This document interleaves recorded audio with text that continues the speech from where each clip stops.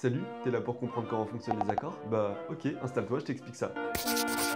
Bon, pour faire simple, un accord, c'est un ensemble de 3 sons ou plus. Il y a plusieurs familles d'accords, il y a les majeurs, les mineurs, les diminués, les augmentés et les septièmes. Mais on va déjà voir les plus simples, les majeurs et les mineurs. Comme je te l'ai dit, on a plusieurs types d'accords, mais on va s'intéresser déjà au plus simple, l'accord majeur. Pour comprendre comment fonctionnent les accords, on va prendre la note de base Do, et on va construire l'accord de Do majeur par-dessus. Comme je l'ai dit, un accord c'est un ensemble de 3 notes ou plus. Entre 2 notes c'est un intervalle, 3 notes ça devient un accord. Donc je vais prendre ma note de référence Do, je vais y ajouter une tierce. Donc 1, 2, 3, la tierce c'est majeur.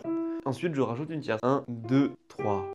Faut savoir que dans la musique, quand on compte les notes, on commence sur la note. Le 1, c'est notre Do. Logiquement, si on devait compter 3 plus 3, ça devrait faire 6, mais c'est un peu différent, on part de la note de départ. Donc cet accord est une succession de tierces. La première tierce, la plus importante, est majeure, car nous avons la gamme de Do majeur. L'accord qu'on construit va être donc Do majeur. La première tierce va définir notre gamme et notre accord.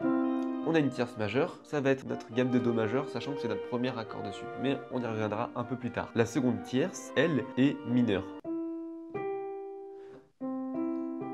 Sur notre accord de Do majeur, nos tierces qui se succèdent forment donc une tierce par rapport à Do et une quinte.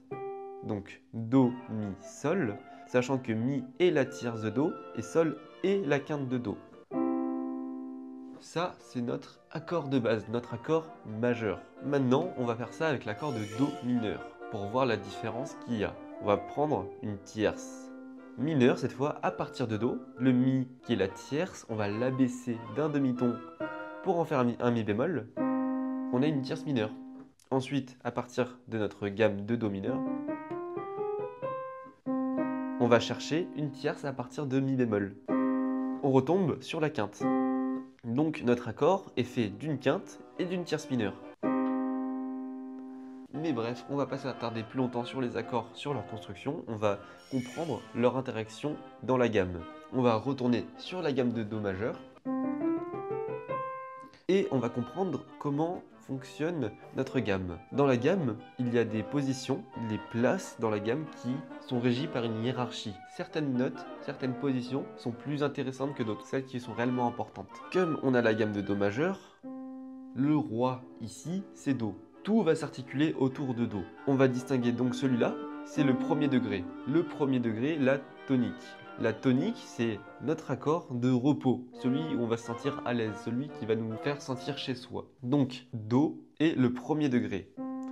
Et si on compte ainsi de suite jusqu'à notre gamme complète, on peut avoir premier degré, second degré, troisième degré, quatrième degré, cinquième degré, sixième degré, septième degré et premier à nouveau. Mais pas exactement en fait.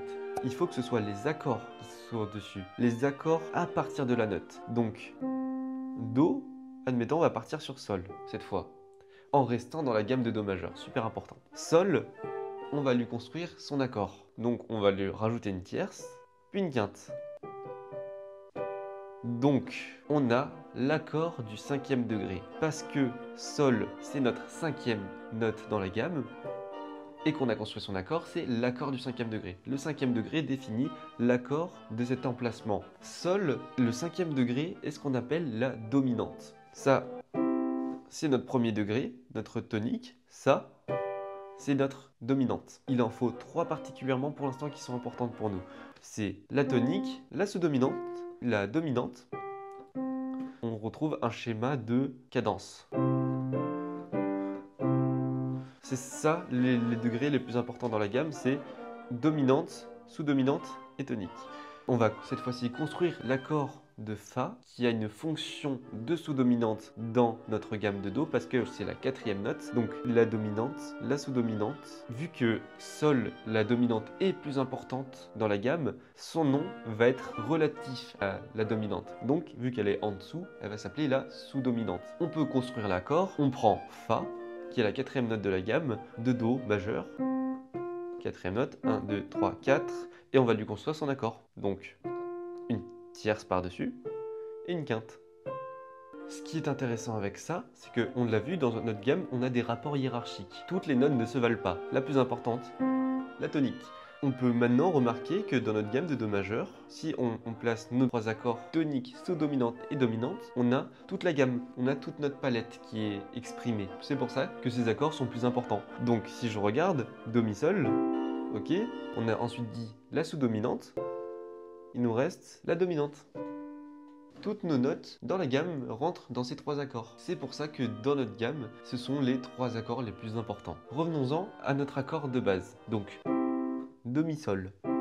Eh bien, cet accord, il a une identité. Il existe parce qu'il y a une relation entre Do, Mi et Sol. Maintenant, Do, Mi, Sol, il peut toujours garder son identité de accord de Do majeur, mais être posé dans une position différente. Donc, on peut renverser cet accord. Renverser, qu'est-ce que ça veut dire? C'est changer de position cet accord. On a construit notre accord de Do dans la position fondamentale en mettant le Do le plus bas, en construisant à partir de celui-là. Donc le Do, je vais le passer au-dessus. Ça reste le même accord parce que c'est toujours à partir de Do, Mi, Sol qu'on a construit cet accord. C'est toujours ces mêmes notes, c'est toujours cette identité Do, Mi, Sol qui est exprimée à travers ces 3 notes. Et même si j'avais plus de notes, bien sûr. C'est toujours cet accord qui est exprimé. Maintenant, on va renverser encore une fois notre note en passant le Mi au-dessus. On est sur le second renversement de notre accord. Cette fois-ci, le Sol est la note la plus basse. On va le voir, il y a quelque chose de super important dans des accords, c'est qui est en bas, qui est à la basse. La musique occidentale est construite du bas vers le haut.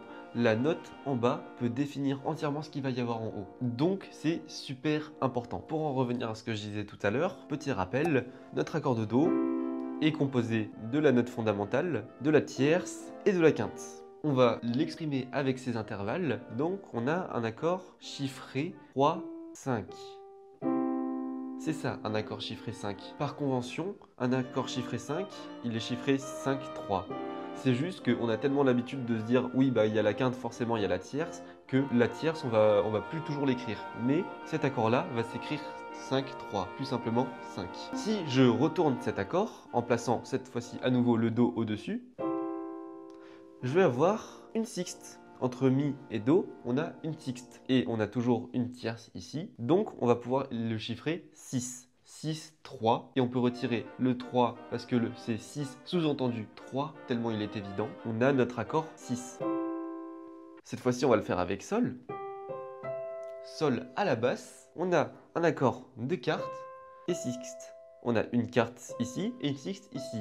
Entre Sol et Mi, une sixte, entre Sol et Do, une quarte. Notre accord de quarte et sixte, chiffré 6-4. C'est comme ça qu'on appelle nos accords dans la musique. On les chiffre. Un accord de Do chiffré 6, ça veut dire que j'ai le Mi à la basse et que peu importe, je vais avoir Do qui va s'exprimer. Ça peut sembler paradoxal parce que depuis tout à l'heure, je t'explique que c'est avec 3 notes, mais en réalité, on s'en fiche un peu. Ça reste Do majeur. Ça reste Do majeur. Ce qui compte, c'est qui est à la basse. Parce qu'à partir de la basse, on est capable de dire ça c'est 3, ça c'est 5. Et après, on peut les doubler à l'infini, c'est pas important. Ce qui compte, c'est que notre chiffrage nous dit ça va nous donner telle note. Et ensuite, je peux les utiliser n'importe où. 5 par rapport à la basse. Ça veut dire que si mon Mi est chiffré 6, on va avoir ça. On peut aussi avoir ça. On peut aussi avoir ça. Parce que je vais avoir le droit à la note Sol et Do. Après, je peux les doubler. Maintenant qu'on a compris le chiffrage, on va voir la petite particularité de ce que je t'expliquais tout à l'heure. Pourquoi la dominante est si importante? On va revoir notre gamme. Je suis toujours en Do pour t'expliquer tout ça. On a notre tonique, accord de tonique premier degré, et notre accord de dominante, 5e degré. Comme je l'expliquais plus tôt, dans une gamme, il y a des tons et des demi-tons dans notre gamme qui sont formés un peu partout, entre le Mi et le Fa et entre le Si et le Do. Et si tu le remarques, le Si est très très proche du Do. C'est très très proche. De cette proximité, il a envie de monter. Cette note qu'on va appeler la note sensible. La sensible a envie de monter. Il y a une tension qui se fait qu'elle a envie de monter. Et comme on le voit, la sensible, c'est la tierce de la corde dominante. Donc la tierce de la corde dominante est une sensible. Et la sensible a envie de monter à la tonique. Donc notre gamme est exprimée en fonction de cette note. De cette note qui a envie de monter. Elle a envie de monter parce que c'est ici qu'elle se sent chez elle. C'est cette tension qu'on a envie de résoudre ici. Par exemple...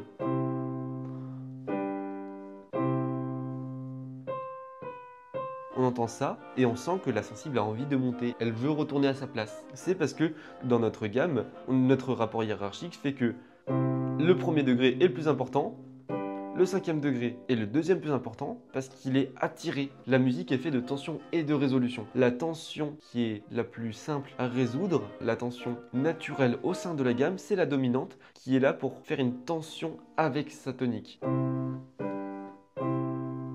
Voilà. Donc là, je me suis attardé, comme je te dit sur le début, avec les deux accords les plus simples, mais particulièrement l'accord majeur. Mais on va voir une petite subtilité, c'est qu'il y a des accords à 4 sons, particulièrement l'accord de dominante. Et cet accord de dominante, pourquoi il a 4 sons? Pourquoi c'est le seul à avoir 4 sons dans notre musique? Alors que, on l'a vu, les autres, ils en ont 3. Eh bien, comme je l'ai dit dès le début, les notes sont superposées par tierces. Donc on va reprendre notre accord de dominante. Et là je vais rajouter une tierce. Le Fa. Et le Fa, il a envie de descendre parce qu'il est très proche du Mi. Et il y a une tension qui se crée. Donc la sensible, elle a envie de monter. Et la septième de l'accord de dominante, elle a envie de descendre sur le Mi. En fait, cette note, c'est un vestige parce qu'à la base, notre accord de dominante n'avait que 3 sons. Et à force qu'il y ait des notes de passage entre des résolutions de cadence, typiquement, elle a fini par s'incorporer dans la musique et dans cet accord. Particulièrement, ici, dans le choral 76 de Bach, on a ça. Donc on est en Ré majeur. On a, si tu veux essayer de construire déjà la gamme de Ré majeur, donc l'accord de dominante étant la Do dièse Mi, le La va descendre vers le Fa, mais il doit passer par le Sol. Donc, notre Sol passe en note de passage et à force qu'il soit toujours utilisé comme ça, on a commencé à dire, bah tiens, notre accord,